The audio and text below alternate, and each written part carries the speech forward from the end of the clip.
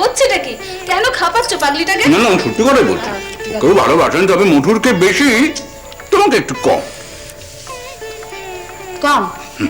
ও তাই আপনি সেদিকেই ঝুঁকলেন, ঝুঁকে বললো, ঝুঁকে পড়লেন?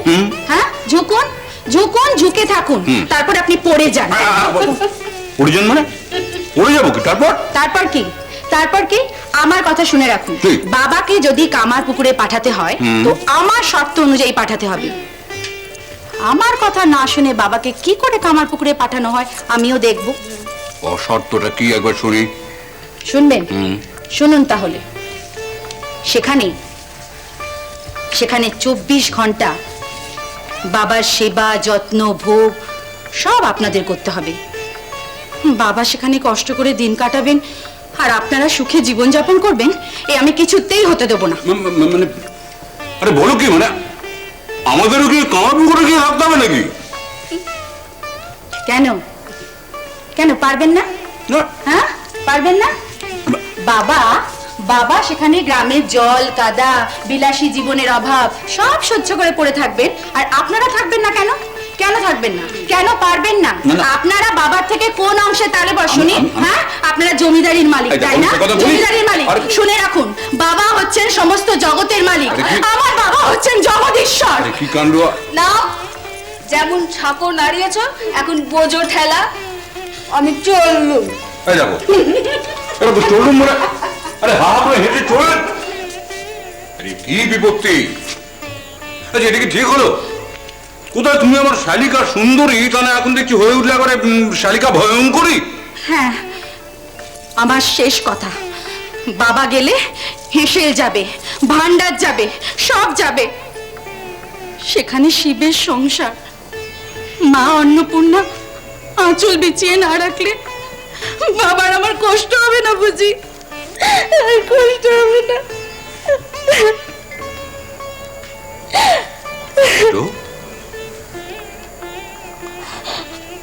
ছোট, এই তুমি কি? তুমি জগদম্বা না? তুমিই তো মা অন্নপূর্ণা। বিছিয়ে দাও তোমার আঁচল। বাবা যাবেন,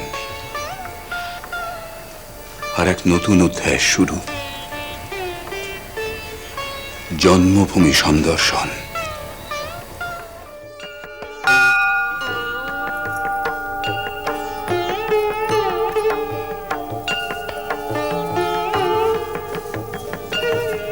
ওমা, মাগো, আমি চললাম রে। এরা সব ব্যবস্থা করেছে আমাকে নাকি কামার পুকুরে গিয়ে থাকতে হবে। তুই কি বলিস?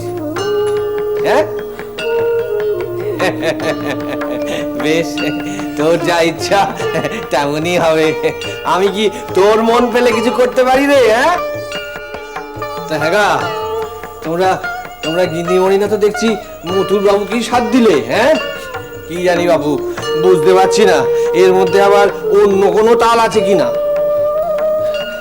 হ্যাঁ, তোমরা পাগল বিদেয় করছো না তো? ভুলিয়ে ভালিয়ে কামার পুকুরে পাঠিয়ে রেহাই পাওয়ার ব্যবস্থা করছো?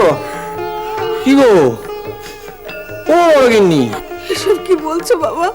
কি জানি বাবু, যত আবল তাবল কথা আমার মাথায় আসে। আমি তো তোমাদের কম জ্বালাতন করি নে। না না, বলবে না, বলবে না, ও কথা একদম বলবে না। এই দেখো আমার কাঁধে। ঠিক আছে ঠিক আছে ঠিক আছে বাবা, ঠিক আছে। আমাদের কষ্ট দিয়ে তুমি বোধহয় আনন্দ পাও বাবা। ও কি কথা গো? না হলে এমন সব বলছো? না গো, বিশ্বাস করো, আমার মনে কোনো পাপ নেই গো। পাপ? তোমার মধ্যে পাপ? কি বলছো তুমি বাবা? একটা কথা কি জানো বাবা, এই যে তুমি বর্ষাকালটুকু কাটাবার জন্য কামার পুকুরে যাচ্ছ, আমরা সবাই বিশ্বাস করি যে মন্দিরের মাও এই বর্ষাকালটুকু কামার পুকুরেই থাকবেন। হ্যাঁ গো, তাই বলছো? হ্যাঁ বাবা, তাই।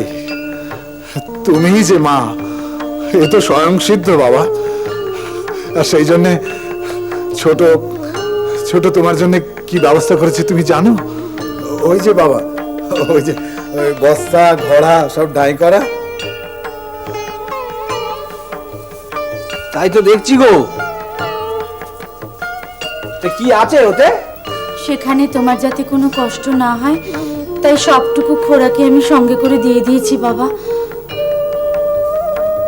চাল, ডাল, তেল, নুন, চিনি, সুজি সব মাকে নিবেদন করে তোমার সেবার জন্য দিয়ে দিলুম।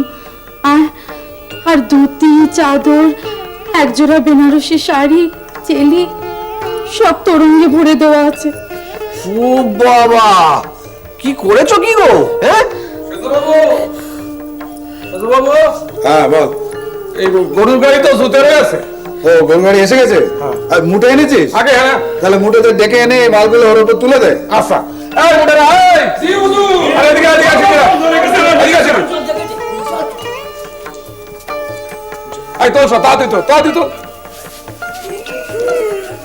আর ভালো করে তোরা, এই ঘর জ্বালা বেঁকে না বসে, ধীরে বেঁধে বসাবি, আর ভালো করে মুখ বন্ধ করে দিবি, বুঝলি?